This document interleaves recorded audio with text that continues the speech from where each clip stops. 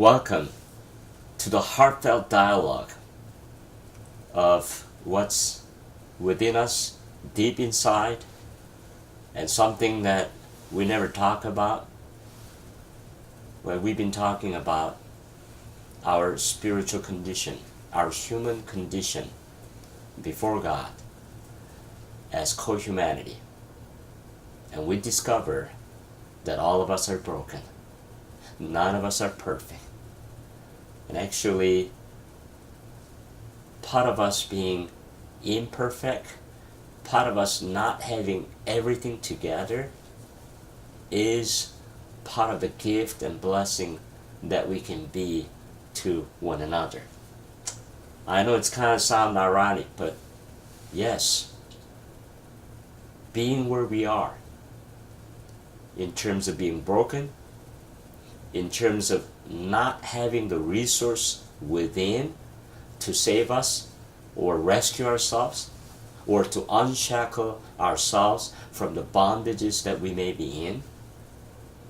And that very place of brokenness and that very place of being ran out of resources can indeed turn it into a blessing. The Bible says, blessed are those who are at the end of the rope. You see, human place of despair, human place of being in a place of bankruptcy can be a blessing in the eyes of God. In that when you and I are at the end of the rope, realizing that it can't get any worse, it can't get any worse than where I am. I am at the bottom of the bottom. Are you there yet? Or you feel like you've been there too long? I have a good news for you. That good news is that it is in that place of bankruptcy. It is in that place of having all resources ran out. It is being in that place where it can't get any worse. It is right in that place you meet God.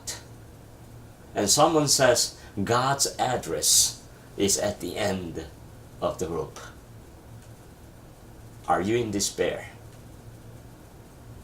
Are you feeling like there's just no hope that you can see in the future? And you're filled with so much despair in your life that only way out is to do something extreme. Hold on, my friend. You might be in a place of danger, or you might be in a place of crisis, but you got to take a look at where you are from God's perspective. Because I've been dealing with this so long, for more than 2 decades, in the lives of people, including my own brokennesses. Yes, I've been in a place where I was filled with despair. I was filled with hopelessness about my ontological being and about the condition of my family, my relationship with my spouse and my children. I've been in that place of despair, and so much so that I even thought about, yes, in all honesty, I even thought about ending my life too. So you're not alone. I am not speaking from just intellectual perspective. I'm speaking from my own brokenness, and having dealt with the brokennesses of my own life to begin with. Well, get this, my friend. You know, I grew up as pastor's kids, and they oftentimes jokes about being pastor's kids, and they call us PK. You know what PK stands for? PK stands for perfect kids. I grew up with that pressure of having to be perfect kids. But you know what? It took me 30 some years. It took my marriage. It took me having children and coming to a place at the beginning of my 30s Like I said, 32, 33, right around that age, I began to realize that my life is broken. I am broken. I am no near perfect. And my life even became, are you ready for this? Unmanageable. I have no control over my life, over the things that I want to have control over, about my emotion, about my anger, about my sadness, about anything that I desire to have control over my life. And yes, I would like to see people having control over their desire for alcohol, desire for drugs, and desire for the things that would make them addictive. And yet I'm coming to realize, just like the addicts, just like the alcoholic, just like the drug addicts,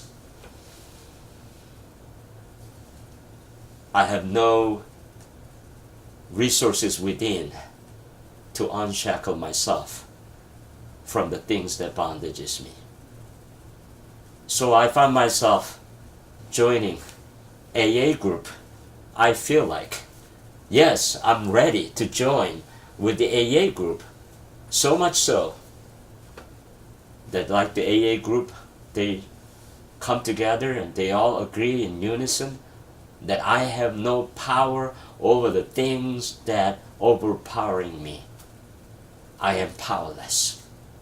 You see, as much as AA group people, as much as the Alcoholic Anonymous people, I am one of them too. All of us are joining in this same predicament where we have no control over the things that controlling us, and we are all in this place of brokenness, in that there is no rescue within ourselves. And it is refreshing for us to recognize that. Why? Because without it, we'll continue to strive in a way that will not get us anywhere.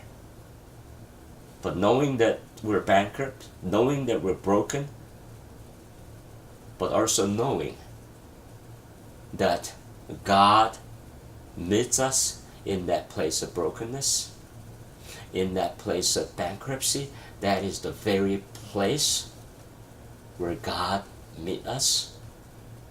You know what that tells me about God? It tells me that God is the God of reality. And He meets us where we are, not without facade, not without any masking, not without being pretend. God meets us as a real people with a real issue in our own reality where we are. Isn't that good news? We don't have to change to meet God. We don't have to be better to see God.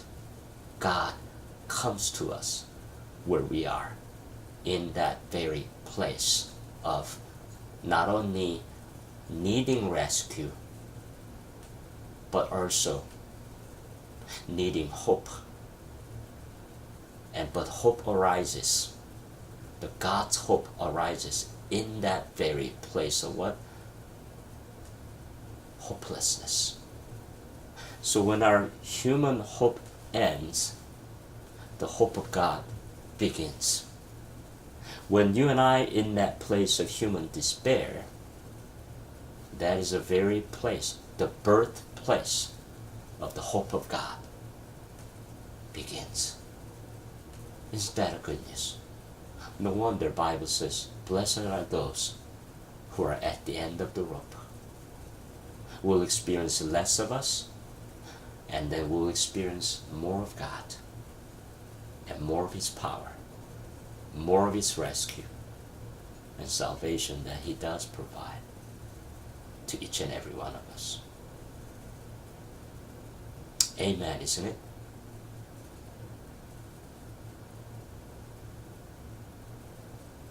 Okay, so that's one segment.